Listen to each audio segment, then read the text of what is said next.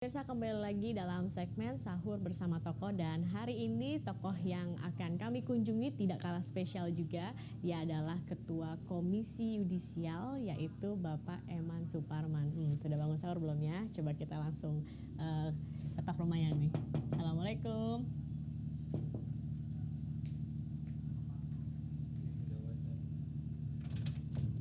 Assalamualaikum Pak Eman. Bagaimana kabarnya? Udah bangun sahur nih Pak ya jam segini? Iya, betul. Bangun biasanya jam berapa Pak? Tadi jam 3 biasanya sudah Jam bangun. 3 udah bangun? Iya, Wah, silakan. aduh terima kasih Bapak. Halo Ibu, Assalamualaikum. Gimana Ibu kabarnya? Alhamdulillah. Nah, puasa makin seger kayaknya nih Bu. Silakan. Aduh terima kasih. Gimana nih Pak Eman puasanya sejauh ini? Alhamdulillah, sampai hari ini puasa saya lancar dan tamat insya Allah. Insya Allah. Mudah-mudahan juga tamat pahalanya juga. Amin. Tidak sekedar tamat sampai maghrib. Jadi belum bolong ya Pak ya? Alhamdulillah tidak. Dan Ibu belum. lancar Bu puasanya? Alhamdulillah. Gimana Pak puasa ini sama tahun kemarin, kira-kira apa bedanya nih Pak? Pada dasarnya sama, tetapi tahun ini rasanya kalau di Jakarta panas sekali. Memang kalau di luar wah, luar biasa. Jadi memang ya itulah tantangan dan ininya barangkali godaannya bahwa saum ini harus bisa menahan dari panas, dan karena Ramadan sendiri artinya panas kan. Ramadan panas ya. Betul. Baik. Lalu di tanah suci kan. Karena tahun lalu bedanya kami Ramadan di Tanah Suci sekeluarga. Karena saya dan istri dan anak-anak umroh di bulan Ramadan waktu itu. Asik sekali di sana ya Pak ya. Merasakan ibadah langsung di Tanah Suci pasti beda ya. Iya. Sana, Mbak. Hari Raya juga di sana lebarannya. Wah, pengalaman yang pasti seru itu Bu ya kemarin ini ya. Alhamdulillah. Lalu Pak, sejauh ini gimana ibadah atau kesibukan bulan suci di Ramadan? Meningkat nih? Sebenarnya meningkat tidak. Pada dasarnya sama di bulan-bulan biasa maupun di bulan Ramadan sama saja. Kegiatan tidak ada bedanya, tapi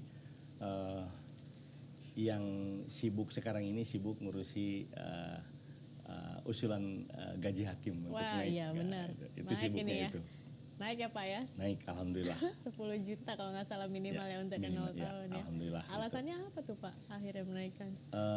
Memang selama ini hakim tidak pernah naik gaji dan tunjangan. Sudah cukup lama mereka tidak naik. Bahkan beberapa golongan pangkat hakim itu gajinya lebih kecil dari PNS. Dan tidak hanya gaji, hakim sekarang ternyata juga memperoleh status sebagai pejabat negara. Dan itu sudah disetujui oleh Menpan RB dan gajinya oleh Menteri Keuangan. Berarti sebelumnya gajinya itu berapa? Gaji hakim terendah itu dulu mungkin paling tinggi 5 juta dulu. Sekarang? Jadi kalau sekarang jadi 10 juta lebih, lumayan itu sudah 2 kali lipat. Harusnya udah nggak bisa disogok-sogok lagi ya Pak ya? Mudah-mudahan demikian ya. Harapan kami Komisi Yudisial memang demikian. Jadi dengan meningkatnya kesejahteraan mereka, maka hakim tidak lagi lirik kanan kiri untuk cari hal-hal yang tidak halal lagi. Gitu. Begitu harapan saya. Wah ini kormanya besar silakan. ya Bu ya. Silakan Mbak. Ini kalau sahur memang harus ada korma seperti ini. Ya paling tidak menutup makan sahur dengan yang manis supaya nanti tidak terlalu haus di siang harinya. Selain kita harus juga banyak minum tentu saja. Silakan dicoba nih Bu kormanya. Iya tentu saja silakan. Soalnya ngeliatnya besar kayaknya enak nih korma. Silakan. Saya ambil sendiri gak apa-apa ya boleh? Silakan. Ini Bapak kalau puasa ada ibadah-ibadah tertentu nggak sih yang dilakukan? Iya tentu saja selain ibadah wajib, sunnahnya memakmurkan masjid di bulan Ramadan ini melalui salat tarawih, kemudian tadarus Al-Quran, yang kalau di bulan-bulan biasa misalnya kita hanya di malam Jumat kita membaca Al-Quran yang kita kenal baca surat Yasin atau Yasinan. Di bulan ini kan kemudian sebulan penuh kita membaca 30 juz per malam sekurang-kurangnya gitu ya. Minimal ya. Sehingga diharapkan pada akhir Ramadan sudah khatam Al-Quran gitu.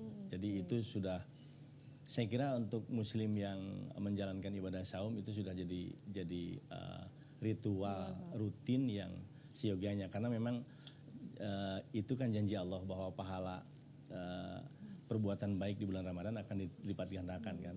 Kalau nggak salah ibu juga tinggal di Bandung ya Bu ya? Iya, Pak. Ini kalau puasa jauh-jauhan gimana Pak sahurnya Pak? Ya saya kebetulan ada yang nemanin di sini. Ya sahur sendirian di sini. Tapi alhamdulillah tahun ini saya belum sendirian ini sahurnya. Karena hari pertama, hari kedua saya masih di Bandung. Hari ketiga, keempatnya istri saya ada kegiatan di Jakarta. Sampai hari ini dia masih menemani saya di sini. Sahurnya? Sahurnya, Setelah jadi- sahur kembali lagi ke Bandung? Ya Nggak mungkin capek Ibu? Hari kemarin aja karena malamnya di istana. Terus sekarang ya nanti habis sholat subuh mungkin jam 6 ke Bandung. Bandung. Karena 2 jam Mbak kalau pagi kosong Cepat ya, lawan. nggak macet. Tapi kalau ditinggal pulang pergi Bandung itu sendirian nggak Ya. apa-apa Pak. tidak apa-apa. Udah biasa. Sudah Udah biasa. bisa setahun. Sejak saya sekolah, baik S2 maupun S3, dulu kami berpisah terus. Jadi sudah terbiasa lagi jauh dengan keluarga, dengan istri dan anak-anak. Biar jauh yang penting hatinya dekat ya Bu. Iya, insya Allah. Setelah selesai sekolah malah juga saya tugas di berbagai kota di Indonesia ini menjadi dosen tamu yang ditugaskan oleh Dikti juga 5 tahun berturut-turut dari 2004 sampai 2009. Itu juga berjauhan selama 6 bulan. Setiap tahun 6 bulan saya di mana? Pernah di Madura, pernah di Aceh, pernah di Banten, pernah di Mataram. Itu kami berjauhan. Jadi 6 bulan ya pulang sekali aja kalau lebaran. Setelah itu balik lagi. Kalau anak gimana Pak? Anak saya 2 Mbak, dua-duanya perempuan. Kebetulan yang kecil ada di sini. Yang besar itu dokter dan sedang spesialis kandungan dia di Unpad. Mengambil spesial Iya, jadi tidak bisa ikut hadir di sini karena tidak bisa izin. Tapi yang kedua ini juga kebetulan ada di sini karena dia baru lulus dari kedokteran gigi, jadi nunggu wisuda ini. Jadi kebetulan saja ada di sini sehingga Berarti dia lumayan ada. ada anak satu ya. Iya, Baik. ada. Kalau gitu pemirsa kita akan jeda iklan dulu karena setelah ini kita akan kembali lagi dan kita akan sahur dengan Pak Eman Supramaja. Kemana-mana tetaplah di tempat Anda.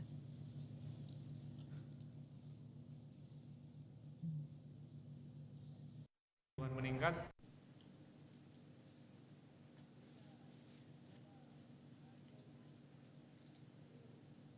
Iya pemirsa kembali lagi sahur bersama tokoh. Kali ini tokoh kita dengan Bapak Ketua Komisi Yudisial Bapak Eman Suparman. Nah gimana nih Pak?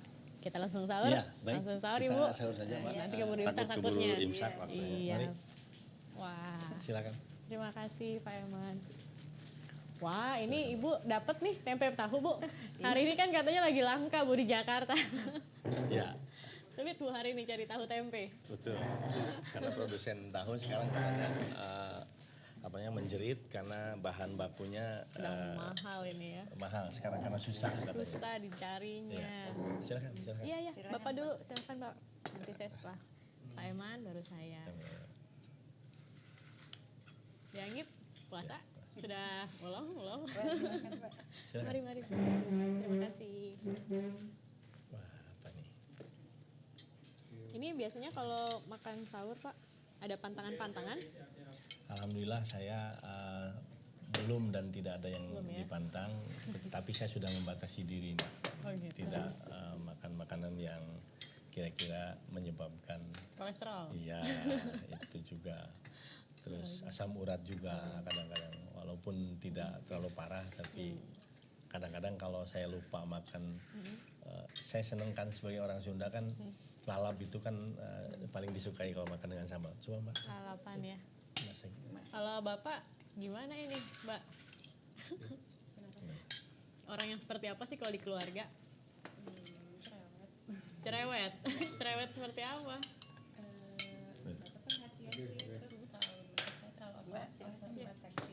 Overprotective. Kadang misalkan saya belum pulang jam 6 aja tuh diteleponin gimana gitu padahal sebenarnya udah mau pulang.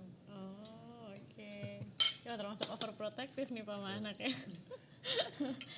Sebagai orang tua tentu saya khawatir Mbak Zakia, tapi mungkin dia menganggap bahwa sikap saya seperti itu dianggap sebagai overprotective ya itu Tapi resiko. memang itu kekhawatiran orang tua ya, Ya, Pak ya, betul. tidak ingin anaknya kenapa-napa. Pak balik lagi nih. Lebih-lebih dia anak perempuan kan. Oh iya, jaganya harus lebih hati-hati ya Iya, Pak ya anak betul. perempuan. Lalu Pak, kembali lagi nih kita ngomongin masalah bulan Ramadan. Bapak tadi bilang Bapak sering mengaji ya, salah satu ibadah yang sering dilakukan. Ada nggak sih Pak surat-surat? Biasanya kita kan ketika ngaji ada surat-surat yang memiliki makna yang cukup dalam nih untuk diri kita. Kalau untuk Pak Eman sendiri bagaimana Pak? Ada nggak pengalaman spiritual mengaji atau apa seperti itu? Ada Mbak. Ada ya. Kalau dulu saya waktu kecil di belajar mengaji itu, kemudian setiap malam Jumat kita harus membaca surat Yasin sampai surat Yasin itu kalau orang membaca surat itu sampai hafal. Nah ternyata setelah saya pelajari memang ada juga surat-surat dalam Al-Quran yang mempunyai fadilah misalnya lebih apabila dibaca. Biasanya saya membaca surat Al-Waqi'ah atau surat Al-Mulk misalnya. Itu juga bagian dari keyakinan bahwa oh ya itu surat itu mempunyai makna bagi diri saya gitu. Dan saya banyak mendawamkan atau mengamalkan doa-doa yang berasal dari ayat-ayat suci Al-Quran. Karena sering kita baca doa itu berasal dari ayat suci. Nah itu yang saya gabung menjadi doa. Setelah saya sholat, biasanya doa Itu yang yang saya harus baca dibaca. itu yang diambil dari itu. Dan itu apa Pak?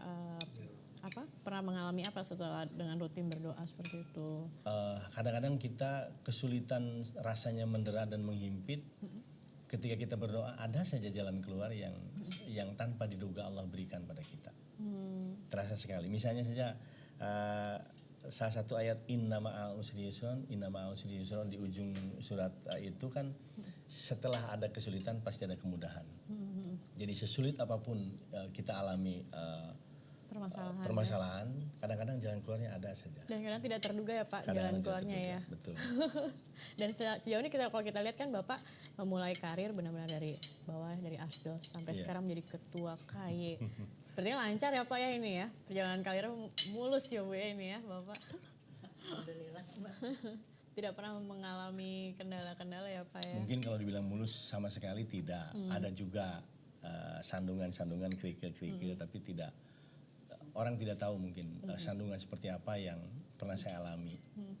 Ada juga Mbak, sebagai manusia saya merasakan, mengalami. Tapi itu tadi ya Pak ya, balik ke kekuatan doa itu Nah ya. itu tadi. Dan selanjutnya apa nih rencananya Pak? Udah menjadi ketua KY. Kedepannya apa lagi Pak? Takdir Allah. Susah saya harus menjawab itu. Karena kadang-kadang tidak semua apa yang dicapai itu kita cita-citakan sebelumnya. Seperti saya ditakdirkan Allah jadi ketua komisi yudisial, hampir tidak pernah dicita-citakan kan amanah ini. Ini sungguh anugerah yang tidak pernah diduga. Nah ini juga mungkin karena saya bermohon pada Allah, kiranya Allah memberikan amanah pekerjaan yang bermanfaat bagi keluarga dan diri saya. Ya inilah yang jalannya kemudian ya. ya. Karena tidak pernah ada cita-cita ingin jadi Saya apa. ingin jadi ketua KY Nah, ya. nggak ada. Dulu kayaknya belum ada. Belum ada. Kalau Ibu sendiri gimana Ibu mendampingi Bapak selama ini? Bapak seperti apa sih? Mungkin banyak orang yang melihat Bapak kan sosok yang wah kalau di luar kan benar-benar berkarismatik gitu ya. Tapi kalau di keluarga Bapak sosok seperti apa sih? Apalagi Ibu sebagai istri nih di mata Ibu. Kalau Bapak tuh orangnya tegas. Tegas gitu. Kalau jadi tadi yang dibilang anak saya, kalau sama anak saya, kalau itu tuh terlalu ini apa protek gitu. Jadi harus misalkan mungkin hanya kekhawatiran kalau anak saya kan keluar jam 5, masa jam segini belum pulang, khawatir gitu. Saya bilang tenang Pak, kan jalan macet, naik angkot gitu. Kalau gitu begitu pun ke saya kalau mau pergi kunci mobil harus selalu dikunci pintu. Jangan lupa pintu-pintu gitu. Tapi tahu Bapak kalau dari Jakarta juga Bapak tidur tenang katanya kalau sudah nelpon udah rumah udah dikunci-kunci baru Bapak katanya tenang tidur gitu. Tapi tetap ya, biar begitu Ibu tetap sayang ya Bu ya. Iya karena Pasti karena dong. saking kekhawatirannya aja itu. Tapi Bapak tuh tegas tapi dengan anak-anak dekat sekali gitu. Oke. Nah berarti memang ini apa ya, di mata keluarga saya tegas, Berarti mudah-mudahan menjadi ketua KAI lebih tegas lagi nih sama hakim-hakim nakal yang tadi itu ya Pak ya. Mbak silahkan ini Iya, gepuknya Mbak, ini terima makan. kasih. Iya, dan Pak kalau bulan Ramadan ini kira-kira apa lagi Pak ibadah lain yang sedang dituju nih kira-kira? Apa target yang Tentu saja target semua orang Islam yang beriman yang melaksanakan ibadah saum itu kan berharap menjadi manusia yang takwa, Mbak. Saya kira target takwa itulah yang hendak dicapai oleh setiap kita umat Islam. Tentu saja termasuk saya dan keluarga. Ya tentu saja ibadah-ibadah yang harus kita lakukan, ya ibadah yang wajib tentu saja dan yang sunnah diperbanyak untuk menambah apa yang kebaikan-kebaikan yang kita lakukan selama ini. Karena nilai kita lebih-lebih di bulan Ramadan kan kebaikan dan kemanfaatan diri kita untuk orang banyak. Betul. Itu yang saya lakukan, Mbak. Karena sekecil apapun kalau itu diniatkan karena Allah dan untuk kepentingan orang banyak, mudah-mudahan itu mendapat balasan kebaikan dari Yang Maha Kuasa. Amin. Seperti saya mengupayakan peningkatan kesejahteraan hakim, Salah bukan satu ya. kesejahteraan kita sendiri diri pribadi, Tapi semua ya. iya. Baik. Dengan harapan target misalnya hakim kita menjadi lebih baik di masa yang akan datang juga dapat diwujudkan. Karena saya punya dugaan kira-kira ya kalau hakim itu sejahtera, saya kira juga hakim kita pada dasarnya baik. Oke. Cuman karena terpaksa mereka seperti itu misalnya. Baik, baik sekali, luar biasa emang Pak ini, Pak Eman ini ya. Terima kasih banyak loh Pak Eman pagi ini, maaf nih Ibu diganggu sahurnya. Terima kasih atas waktunya Pak Eman, Ya, Ibu Anggi, terima kasih. Dan itulah pemirsa perbincangan saya dengan Bapak Evan Suparman, Ketua Komisi Yudisial. Dan semoga ada manfaat yang dapat Anda ambil dari perbincangan kami tadi. Dan sekian, kini kita akan kembali ke studio.